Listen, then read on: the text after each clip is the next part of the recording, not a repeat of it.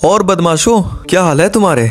अगर 40-40 मिनट की वीडियोस देख के दिमाग खराब हो गया है तो टेंशन मत करो यार, तुम्हारा भाई है ना। बैड मौसों के लिए मैं खड़ा हूँ हमेशा। मैं वीडियो लंबी करने के लिए फालतू के टॉपिक नहीं घुसेड़ता हूँ, मैं सिर्फ वही पढ़ाता हूँ जो बिल्कुल मोस्ट इंपॉर्टेंट है, क्योंकि पता ही है तुम्हें मेरा डायलॉग, कचरा नहीं भरना दिमाग में। तो आज हम लोग लपेटने वाले हैं फिजिकल एजुकेशन का चैप्टर नंबर 3।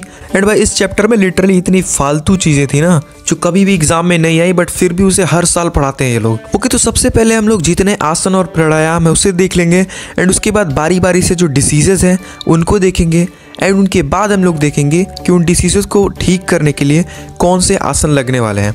एंड यहाँ पे एक और चीज़ है, एक ही आसन से कई डिसीजेस ठीक हो रहे हैं, तो तुम्हारे दिमाग में कभी क्वेश्चन है कि यार एक ही आसन को मैं हर डिसीज़ में लिख दूं तो कहीं गलत नहीं हो जाएगा? नहीं, कोई गलत नहीं होगा। अगर उस आसन से उस डिसीज़ को ठीक करने के लिए लिखा गया है बुक में तो उसे कोई काट नहीं सकता। ओके, तो बहुत बातचीत कर ली आज, चलो स्टार्ट करते हैं। ओके, तो फर्स्ट टॉपिक है हमारा योगा। अब देखो, आसन और योगा में जो डिफरेंस है वो मैं तुम्हें बता देता हूँ। देखो, आसन और योगा में कोई डिफरेंस नहीं है। आसन जो है वो योगा का ही पार्ट है। मतलब जब योगा को तुम परफॉर्म करते हो उस टाइम जो तुम्हारा बॉडी का पोस्चर बनता है उन पोस्चर्स को ही आसन बोलते हैं। तो कहीं पे आसन और योगा लिखा है तो दोनों का मतलब सेम ही होता है। जैसे कहीं पूछ दे कि इस बीमारी को ठीक करने के लिए कौन सा योगा करेंगे, या फिर इसकी जगह पूछ दे कौन सा आसन करेंगे, तो तुम्हें सेम चीज़ ही बतानी है।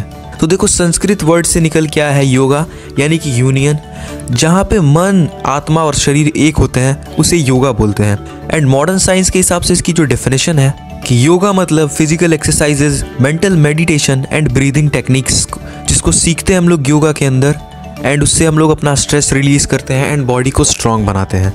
ओके, तो बारी बारी से अब सारे आसन देख लेते हैं हम लोग। एंड वैसे तो हर आसन के बहुत सारे बेनिफिट्स हैं, बट मैं तुमको सबके एक एक बेनिफिट्स बताऊंगा। ओके, तो पहला आसन है तड़ासन। इसे कुछ इस तरीके से परफॉर्म किया जाता है, एंड इसके बहुत सारे बेनिफिट्स हैं, जिसमें से एक बेनिफिट है कि इससे हाइट बढ़ती है। दूसरा है कटी चक्रासन, एंड इससे हमारे बॉडी की फ्लेक्सिबिलिटी बढ़ती है। तीसरा है पवन मुख आसन, एंड इस आसन से हमारे डाइजेस्टिव सिस्टम के जितने भी प्रॉब्लम्स होते हैं, यानी कि पेट से रिलेटेड, वो बहुत जल्दी ठीक हो जाते हैं। उसके बाद है 4th नंबर पे हलासन, एंड इस आसन में पूरी बॉडी स्ट्रेच हो जाती है, तुम एक तरीके से देख सकते हो, एंड इससे फ्लेक्सिबिलिटी बढ़ती है बॉडी की, एंड मेमोरी पावर भी बढ़ती है। उसके बाद है धनुरासन, एंड इसे करने से हमारी बैक स्ट्रांग होती है। नेक्स्ट है मेंडूकासन, इसे फ्रॉग पोज भी बोलते हैं। इससे हमारी जो थाई है यानी कि जांग, उसकी फ्लेक्सिबिलिटी बढ़ती है। उसके बाद है गौमुख आसन, पता नहीं है कहाँ से गाय की तरह लगता है, बट इसे गौमुख आसन ही बोलते हैं। इससे हमारे जो लंग्स हैं यानी कि फेफड़े, उनकी जो फंक्शनिंग है उसमें थोड़ा इंप्रूवमेंट होता है। ओके, तो अब हम लोग थोड़े प्राणायाम भी देख लेते हैं, जैसे कि कपालभाति। इसे करने से लंग्स को बहुत सारे फायदे होते हैं, एंड अगर तुम्हें जुकाम होगा तो वो भी बहुत जल्दी सही हो जाएगा। ओके, तो एक टॉपिक है कॉन्ट्रा इंडिकेशन।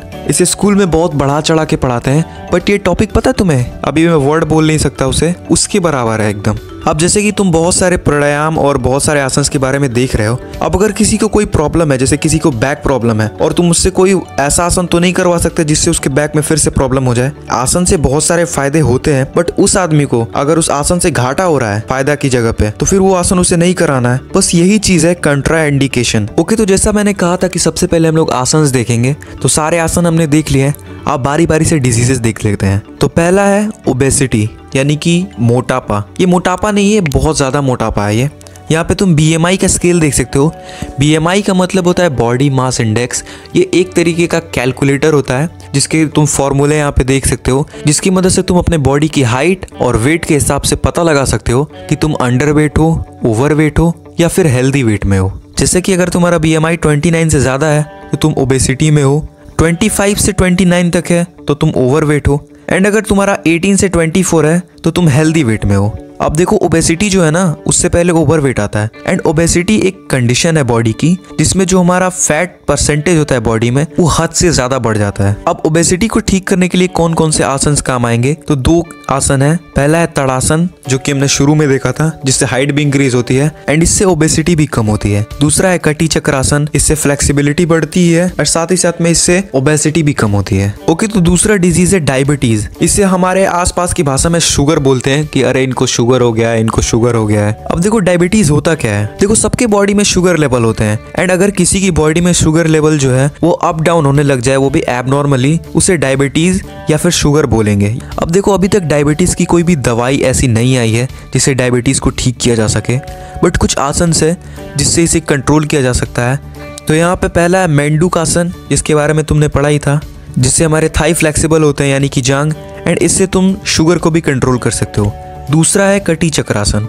इसके बारे में अब कुछ बताने की जरूरत तो नहीं है ना, तुम लोग बैड मॉस हो यार, इतना समझ सकते हो। ओके, तो अब है अस्थमा। अस्थमा एक रेस्पिरेटरी डिजीज है, यानी कि अस्थमा में लोगों को सांस लेने में बहुत सारा तकलीफ होती है। अब देखो बेसिकली अस्थमा में होता क्या है कि जो हमारी विंड पाइप होती है, यानी कि हवा पास करने की नली जिससे हम लोग सांस लेते हैं, उस विंड पाइप का जो होल होता है, ठीक है, वो थोड़ा नैरो हो जाता है। आसान भाषा में बोलूँ तो उसके अंदर का जो होल है ना वो छोटा हो जाता है। अब जिसकी वजह से अच्छे से उसमें हवा आ नहीं पाती है, इसकी वजह से लोगों को सांस लेने में बहुत सारा दिक्कत होती है।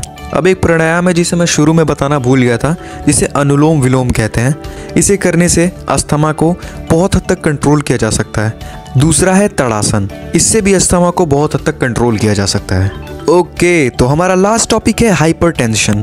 हाइपरटेंशन को हमारे आसपास की भाषा में बोलते हैं बीपी। बीपी वाले जो लोग होते हैं ना, उनके अंदर का जो ब्लड का प्रेशर होता है वो बहुत ज़्यादा हाई चला जाता है या फिर बहुत ज़्यादा लो हो जाता है। किसी को हाई ब्लड प्रेशर की दिक्कत होती है, किसी को लो ब्लड प्रेशर की दिक्कत होती है। अब ऐसे लोगों को ना गुस्से में नहीं लाना चाहिए। इससे जैसे उनके अंदर घबराहट बढ़ती है तो ब्लड का लेवल बहुत ज़्यादा बढ़ जाता है एंड इससे काफ़ी सीरियस प्रॉब्लम्स हो सकती हैं। इसीलिए लोग बोलते हैं बीपी वाले लोगों को गुस्सा नहीं दिलाना चाहिए। अब इसको कंट्रोल करने के लिए भी पहले नंबर पे तड़ासन है। भाई ये तड़ासन है ना भाई, मुझे लगता है बहुत ही बैड मॉस आसन है भाई। हर डिजीज को ये ठीक करने के लिए आगे रहता है। दूसरा है कटी चक्रासन। तो इन सारे डिजीज में इन दोनों को तुम लिख के आ सकते हो।